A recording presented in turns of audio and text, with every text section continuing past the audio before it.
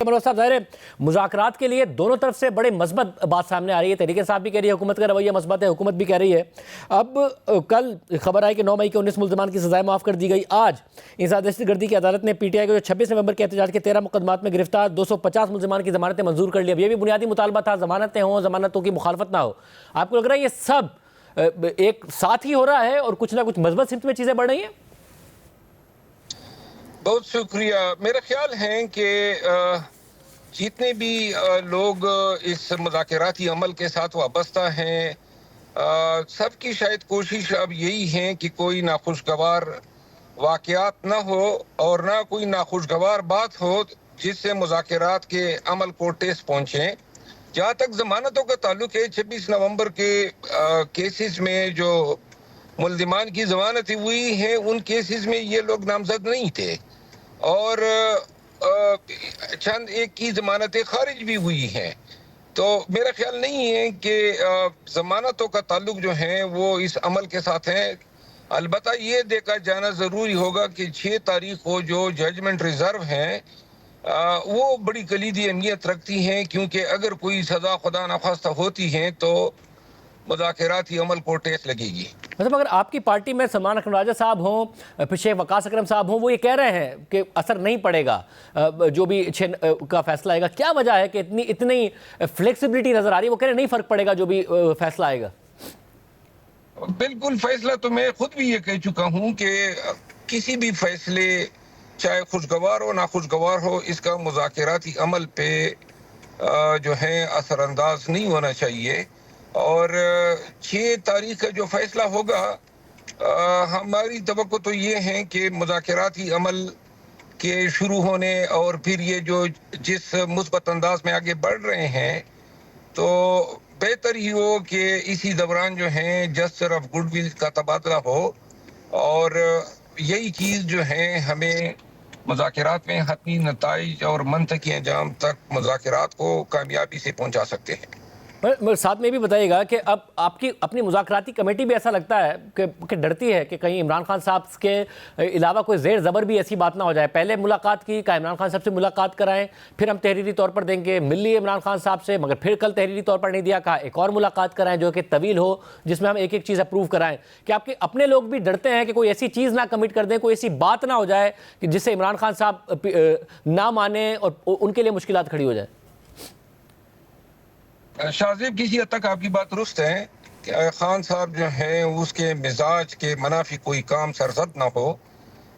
مجھے خود بھی حیرانگی ہوئی کہ 2 تاریخ کو پہلے سے طے شدہ تھا کہ تحریری طور پہ جو ہے مطالبات دینے ہیں، اور پھر اچانک جو ہے یہ مؤخر ہوا اور یوں ایک ہفتہ جو ہے وہ طوالت اختیار کر گیا. یہ ایک ہفتہ بڑی اہمیت کا عامل ہے. کوئی بھی جو ہے رکاوٹ اس مذاکراتی عمل میں روڑے اٹکا سکتی ہیں.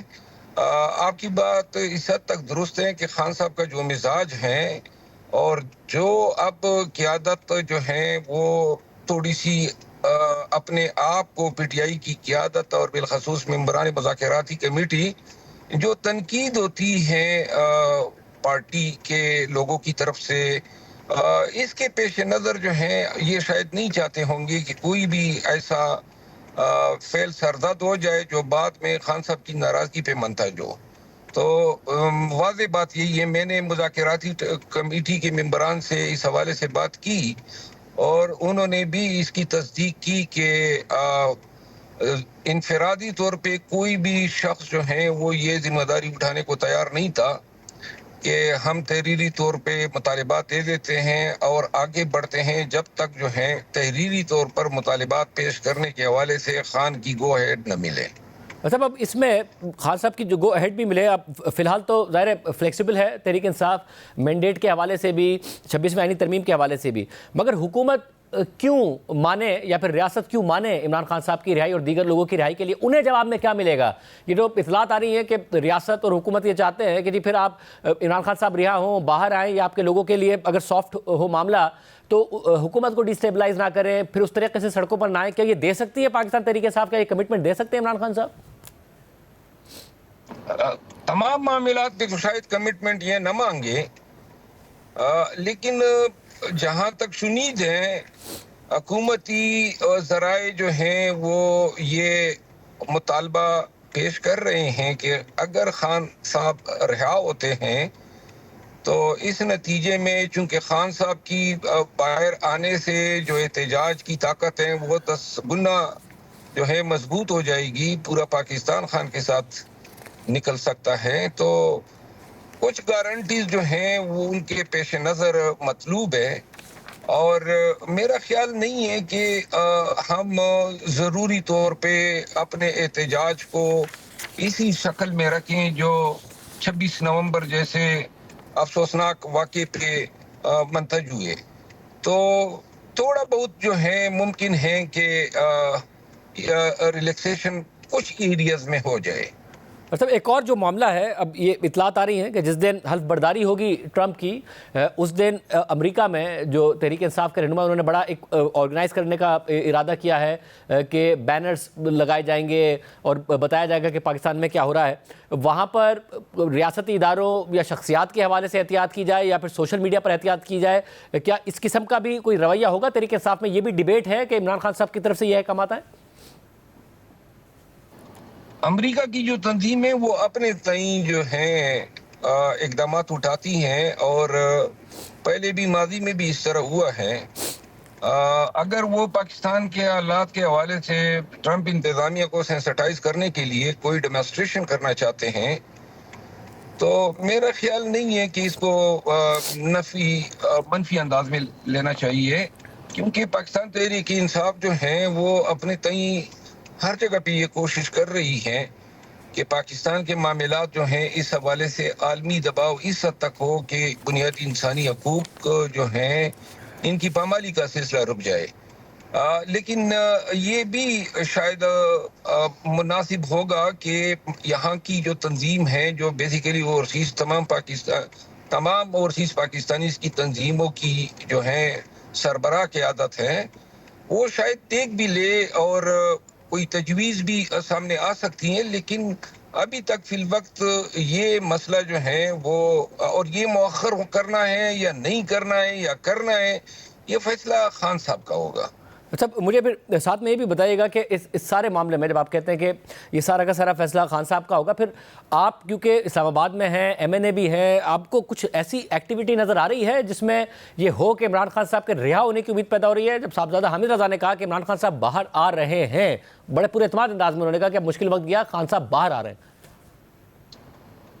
مجھے خود بھی کبھی امید ہے، امکانات یہی ہے کہ جس انداز میں تمام فریقین بشمول اسٹیبلشمنٹ کے اس مذاکراتی عمل کو چلا رہے ہیں، اس سے بدیو نظر میں یہ واضح نظر آ رہا ہے کہ خان صاحب اور سیاسی جو قیدی ہیں ان کی رہائی عنقریب ممکن ہے. صاحب، اور اس صورت میں ایک اور خبر آ رہی ہے کہ ایک دفعہ پھر پارٹی عمران خان صاحب سے بات کرنے جا رہی ہے کہ بشرا بی بی صاحبہ کی جو مداخلت ہے وہ بہت زیادہ احکامات، اب وہ ظاہر ہے کوئی ویڈیو بیان بھی نہیں جاری کر رہی، کوئی ایسی آبویس مداخلت بھی ان کی طرف سے نہیں نظر آ رہی. تو کیا واقعی پارٹی کو ابھی بھی شکایات ہیں کہ وہ بہت مداخلت کر رہی ہیں؟